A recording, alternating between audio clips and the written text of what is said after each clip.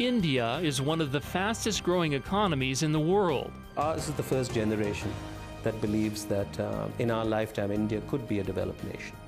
It is one of the youngest nations in the world. 500 million Indians are under the age of 25. If you walk around the office right now, you're going to find a fairly young workforce who are energetic, who are passionate about what they're doing. India is flaunting its wealth, even as it struggles to help its poor. Politicians are continually reminded that it's not good enough to talk about growth unless you can say, well, and you know what I mean by growth because your life is getting better. Tonight we explore India's promise. This is a special edition of Nightly Business Report, India's Promise, featuring NBR Washington Bureau Chief Darren Gersh. Nightly Business Report is made possible by A.G. Edwards. Objective financial advice can help make sure your nest egg is ready when retirement arrives. A.G. Edwards, fully invested in our clients. Franklin Templeton Investments, providing a unique perspective through the specialized investment expertise of Franklin Templeton Mutual Series and Fiduciary Trust. Franklin Templeton Investments, gain from our perspective. This program was made possible by contributions to your PBS station from viewers like you. Thank you.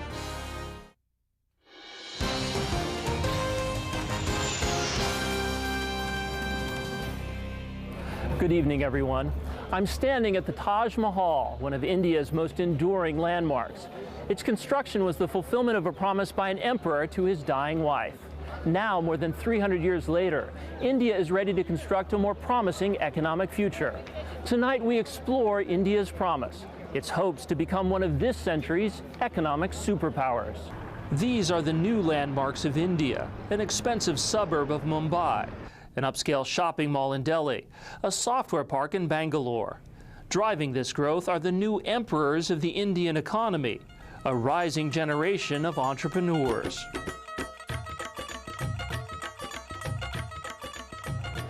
Sanjay Kapoor was having fun as a banker, but he thought he'd have even more fun in the fashion business. So this is a light Indian wedding outfit.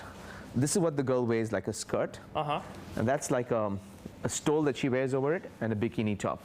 Yeah, and you said Just feel how, it's kind of... Wow! And that's not a heavy piece. This must weigh 15 pounds. Yeah, probably. So Kapoor traded in his pinstripes, tapped some private equity funds, and Genesis Colors was born. This is a country of entrepreneurs. I mean, if 10 years ago I told my dad I'm quitting my job in Citibank to set up a fashion business, I don't think he would be very happy. Neither would he think that I would be successful in a non-orthodox business. Think of India, and software and offshore services come to mind. You'll always find somebody working. But Western-trained entrepreneurs like Kapoor are now pushing India's growth in high-end manufacturing, design, and retail. The Indian fashion industry was a disorganized collection of small family businesses. Then Kapoor brought in a corporate structure and bought up famous Indian labels like Sacha Paul. Last couple of years, we're doing about 100% year-on-year growth. That's the minimum we expect to maintain. Unlike other Asian tigers, India's economy is driven by consumption, and consumption is soaring.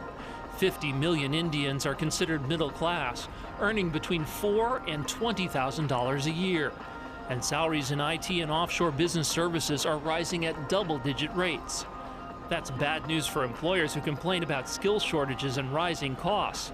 But it's good news for retailers. The youth of today is not worried about saving. If I'm making 80,000 rupees a month, I want to spend 80,000 rupees a month because I feel in the next year my salary is going to go up by 40%.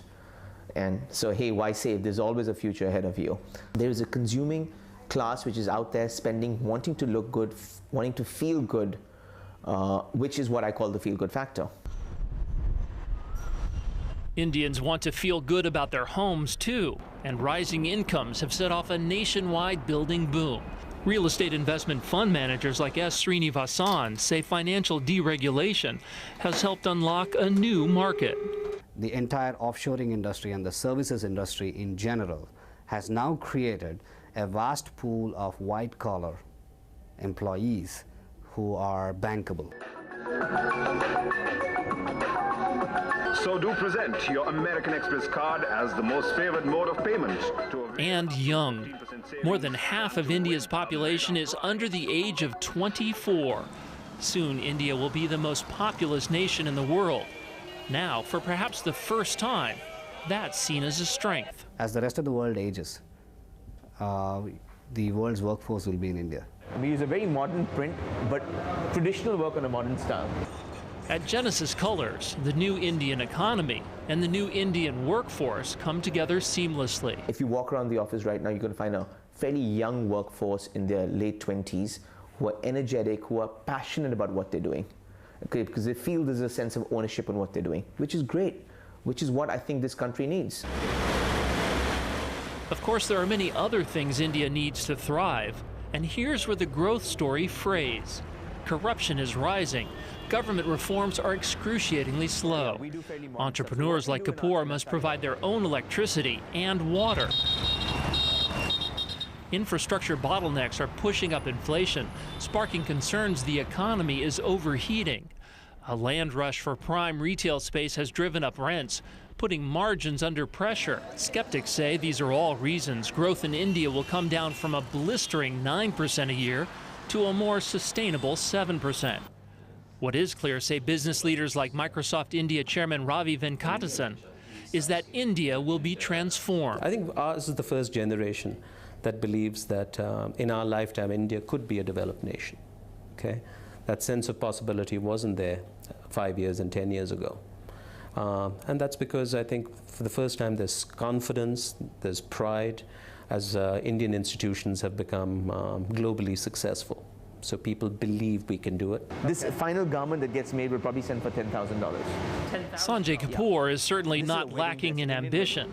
He wants his company to do what other fashion labels have done, create a global luxury powerhouse. Louis Vuitton meets Satya Paul. One can develop into accessories, into fragrances, into lifestyle living, you name it, there's plenty of things to do.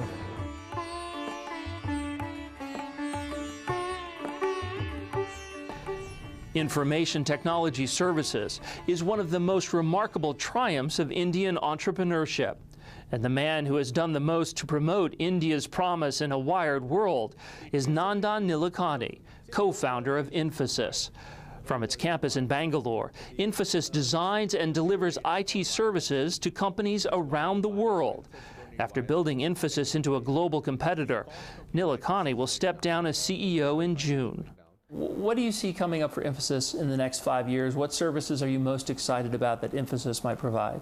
It's really up to our ability to imagine what can be done that's limiting here. And it's important to imagine looking at the trends. It's to be able to say, the way technology is moving today, 5 years from now, this will be so powerful, or this will be so cheap, or this will be so fast. And therefore, is there something that we can do 5 years from now using the power of this, which we can't do today? You know, we used to be told when people talked about offshoring that the things that couldn't be offshored were face-to-face services. And then I visited a company here in India that's providing tutoring services to kids all over the world and in the United States, face-to-face, over the internet. So which is it? Are we going to see face-to-face services, more face-to-face services delivered from India? I think the term to use is, I wouldn't say face-to-face, I would say things that require a physical presence. You can't have a haircut done remotely. And there's a lot of things which are not fungible, they're not really doable over a wire. But the act of tutoring is, I think, can be done on a wire, because it's ultimately about teaching and so forth. And the other thing which is happening is also because of the bandwidth going up. Now we're actually getting to a point where you can establish that kind of rapport and connection over the network. So things that earlier required close collaboration are now also becoming possible. So how big is the opportunity for a company like this going forward? It's big. I mean, today, we're talking about India has IT and BPO services, all this whole category of knowledge services at about $30 billion. And the expectation is that it will double to $60 billion in the next 3-4 years. So that gives you a sense of the scale of the opportunity. Since I've been here, I've heard two things about India. On the one hand, I hear limitless pool of very talented, good people. On the other hand, I hear talent shortage, salaries going up, not enough people. Which is it? It's both. And I think it all depends on the prism through which you're looking at this, because look at it in terms of graduates or people who have engineering skills. Now, clearly the numbers have gone up, and today we're talking about 500,000 engineering graduates. That's a pretty big number by any global standard. But then there's the whole issue of how good is the quality. You know, how relevant is the education they've got? Have they been, exposed to the latest technology? Has the curriculum been, appropriate to today's needs? And then then you find that you have to dig into that. Some of the business leaders I've spoken with and the policy analysts who follow India say that they've seen India get ready to take off before, but it just doesn't move that fast. It gets to the runway, but then it doesn't take off, it doesn't move quickly. What do you see? That's true. But I think a variety of things have happened which has put India in the takeoff mode. And that's fairly clear. I mean, it's whether the economy is growing, whether it's the rise of entrepreneurial companies, the free economy, the open society, which is now becoming more and more obvious, the English language skills, the demographic benefits. There's a whole slew of things which indicate that this is for real. This is not a mirage. Having said that, can we declare victory? Obviously not. Because while you're able to get the growth is going to lead to income inequality, is going to increase the stress between those who are successful and those who are not. So I think the way to look at it is, it's certainly taken off, but there's a lot more to be done to keep it in the air.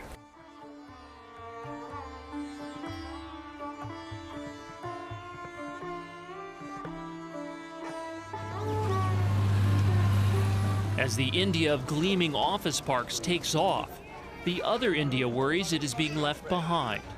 800 million people here survive on less than $2 a day. They live in places like this Delhi slum, a squatters' camp built on government land. Rama Devi came here 14 years ago. After a 2-year wait, she now has electricity and a new refrigerator. But she still doesn't feel like she's getting ahead. The agricultural labor from the villages comes here, and then because there are too many, there's not enough work for everybody. Because my son had no work and fell ill, I have sent him back to the village to be with my sister.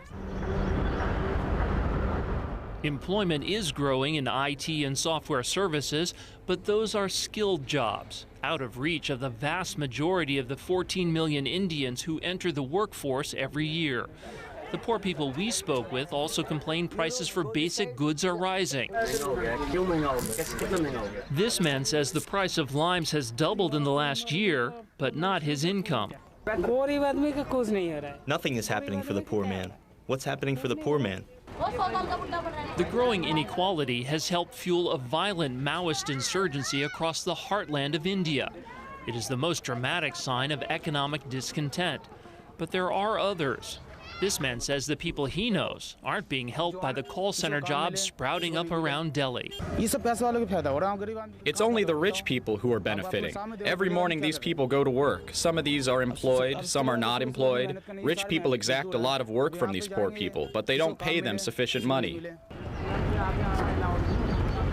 The Indian government is responding. It has ramped up spending on education and infrastructure. The power lines in this Delhi slum are new. Mottek Singh Ahluwalia is deputy chairman of the commission that crafts the government's economic plans. He doesn't think the discontent will derail reform. But it is a tempering factor.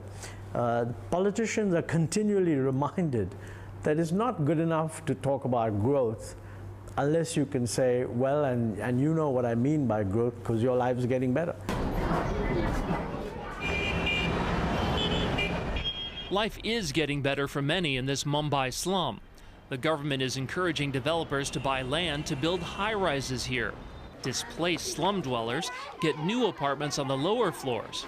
And in return, the developers sell the top floors to Mumbai's growing middle class. Loeb Award lives here with his wife and 3 children. Right now we are staying in this type of slum where there is no privacy. Very small areas, living area is very small. Construction will begin here soon, and Modagle will trade in the 100-square-foot home he owns for twice the space. Our life standard will improve. That's why we are very happy. Outside the big cities, the economy hasn't changed much at all. 6 out of 10 Indians rely on agriculture for most of their incomes, and agriculture is growing just 2% a year. This farmer says the price of corn is up, but there is no water for irrigation and no help from the government. But not everyone wants to trade a more traditional life for the chance of making it big in the city. Going there and working there for 12 hours, 8 hours under some other people's control, we don't like that. And many of those who have left the village seeking a better life in the city say they haven't found it. Yeah, it's still better than life back in the village. A lot of us come here to work as laborers, but after coming here and working, our life hasn't really improved. In terms of being able to feed ourselves and move ahead in life, there's been no improvement in that.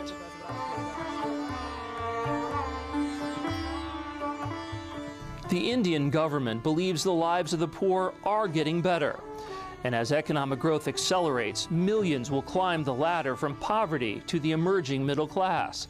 I spoke with Indian Finance Minister P. Chidambaram about the government's perspective on India's rapid growth. Your budget laid out a policy goal of faster, more inclusive growth. I have to tell you that the poor people that we spoke to say they're not sharing in that growth, and the prices that they're paying for the food that they eat, for limes, for lemons, for apples, for grains, are all rising faster than their incomes. What is your government doing to address their concerns? These are supply-side constraints. Part of it is the fallout of high growth. People are consuming more. Per capita income is rising at about 6% a year for the last 4 years. Supply is not growing as fast as demand. There is a supply-demand mismatch, which is what triggered inflation in the last quarter of the previous calendar year. But it's quite obvious for anyone who travels extensively in rural India that in many, mark my word, not all, in many parts of rural India, life today is better and a little more livable than what it was 10 years ago or 20 years ago or 30 years ago. Are you concerned there may be a backlash against fast growth here in India? If there is inflation, yes. But if inflation is contained, I don't think there will be a backlash. The goal, therefore, is to maintain high growth even while moderating inflation. The tolerance level for inflation has come down in India. That's a good sign. There was a time when people were tolerating, grumbling and tolerating 8 to 10% inflation. Today, the tolerance level has come down to about 5%, maybe less than 5%, which puts governments on notice. The International Monetary Fund recently said that there is an increased risk that the Indian economy is now overheating. Is the Indian economy overheating? Overheating is a misunderstood and misused word. What is overheating? In some sectors, credit growth is indeed higher than what we would like it to be, especially commercial real estate, housing loans, personal consumption loans. In these sectors, we would like credit growth to moderate. But certainly, if the infrastructure sector grows at a clipping pace, or if sectors like steel and mining and petroleum grow at a clipping pace, and there's a much higher rate of growth of credit to these sectors, why should anyone call it overheating? These add to capacity, these add to production, these add to jobs. There's no reason to call that overheating. Well, as you know, one of the biggest business complaints about India is infrastructure. The roads, the water, the electrical systems are all under heavy-duty strain. Is India investing enough, fast enough in infrastructure? Not enough. We can only invest what we can afford to invest. I concede that we are not investing as much as in infrastructure as we would like to, or we should. But that is a constraint which any democratic government faces, how to allocate finite resources. I just want to close by asking you this. If we come back to India 5 years from now, how will the economy be different? Oh, India will be a stronger economy. Our reserves would have grown. Our growth rate hopefully would have been maintained at close to 9%. More people would have been lifted above the poverty line. There's no question that today we are much stronger than what we were 15 years ago. I mean, who can deny that?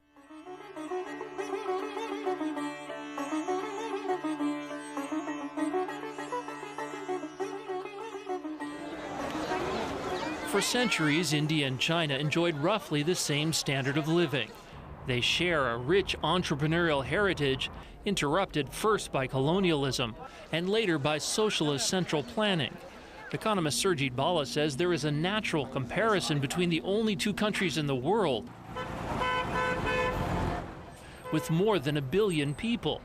The difference now is that China is 3 times richer than India and growing faster. Bala says China embraced free market reforms in the late 80s, but India did not abandon its Stalinist economic model until a decade later.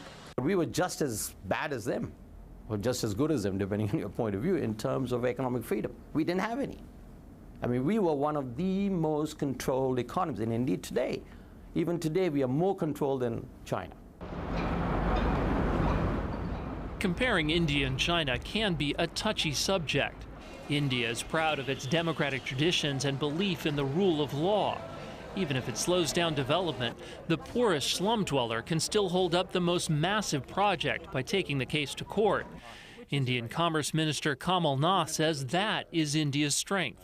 Well, China has its own genius, we have our own genius. China's growth is export market driven.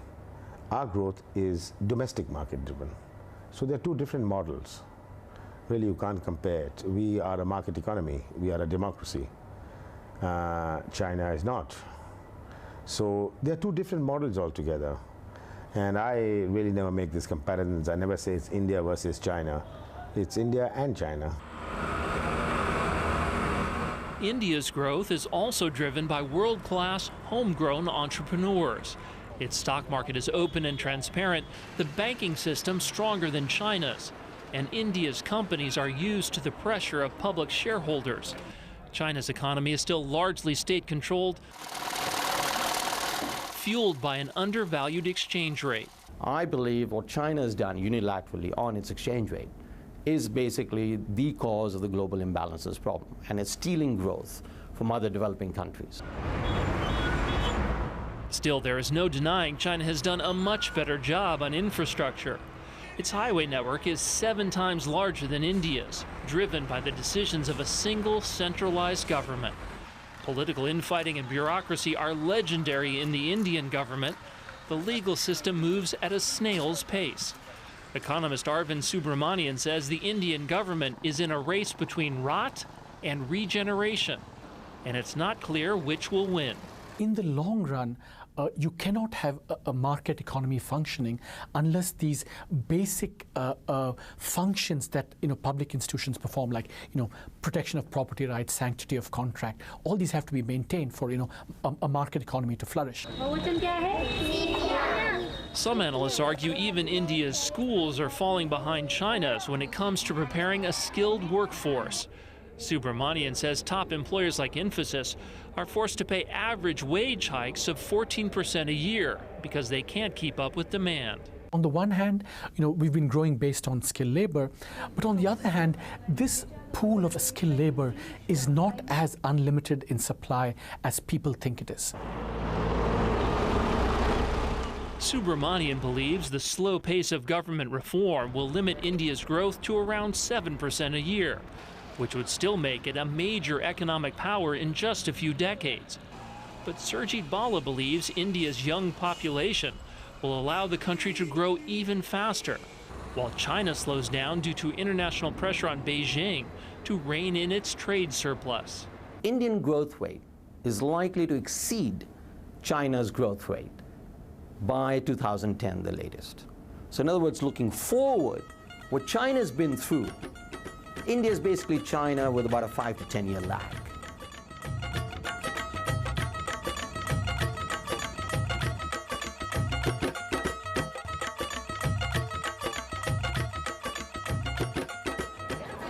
We have seen tonight that India is dreaming big dreams. To be sure, it is a nation of jarring contrasts. It is poor and it is rich. It is both highly educated and illiterate. But there is a real sense of optimism here that for all its great challenges, India is ready to make good on its great promise. I'm Darren Gersh. For all of us at Nightly Business Report, good night. Nightly Business Report is made possible by Franklin Templeton Investments. Our unique perspective helps us see domestic and international markets in a different light. Franklin Templeton Investments. Gain from our perspective.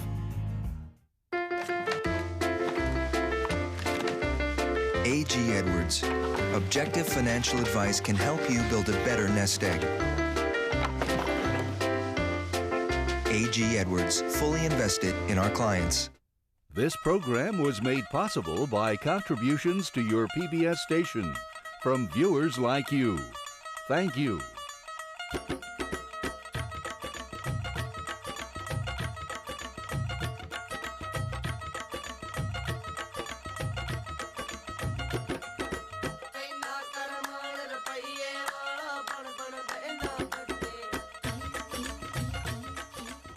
You may order a home video copy of tonight's special NBR program by calling 1-800-535-5864.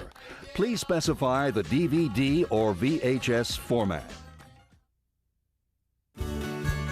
We are PBS.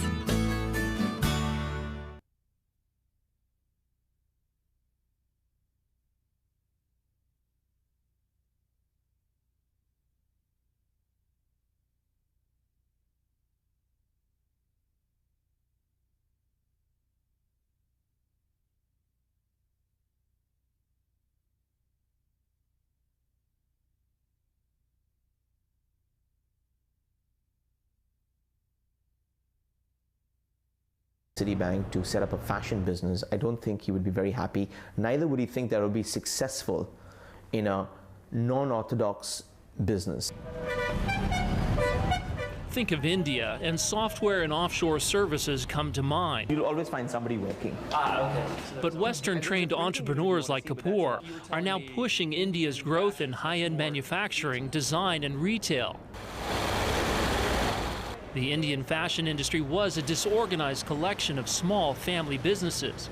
Then Kapoor brought in a corporate structure and bought up famous Indian labels like Sacha Paul. Last couple of years, we're doing about 100% year-on-year growth. That's the minimum we expect to maintain. Unlike other Asian tigers, its growth are the new emperors of the Indian economy, a rising generation of entrepreneurs.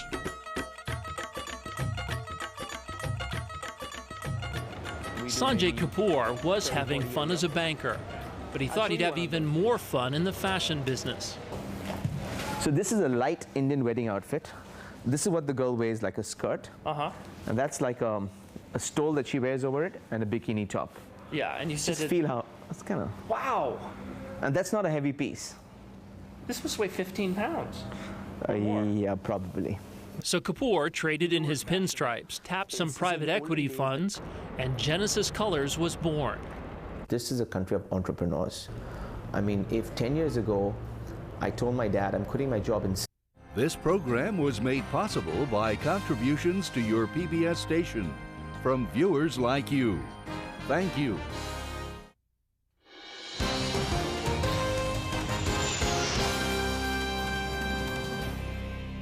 Good evening, everyone. I'm standing at the Taj Mahal, one of India's most enduring landmarks.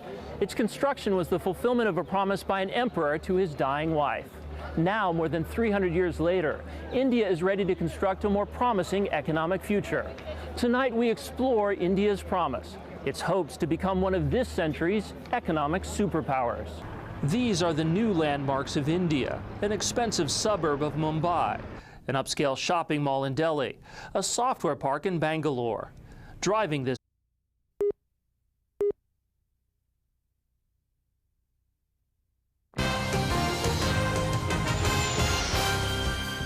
India is one of the fastest growing economies in the world. Ours is the first generation that believes that in our lifetime, India could be a developed nation. It is one of the youngest nations in the world. 500 million Indians are under the age of 25. If you walk around the office right now, you're going to find a fairly young workforce who are energetic, who are passionate about what they're doing. India is flaunting its wealth, even as it struggles to help its poor. Politicians are continually reminded that it's not good enough to talk about growth unless you can say, well, and you know what I mean by growth because your life's getting better. Tonight we explore India's promise.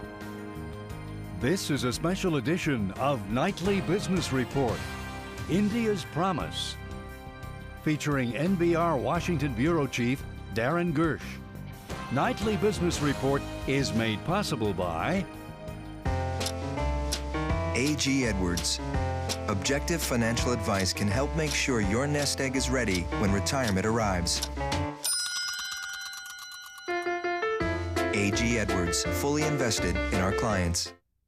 Franklin Templeton Investments, providing a unique perspective through the specialized investment expertise of Franklin Templeton Mutual Series and Fiduciary Trust.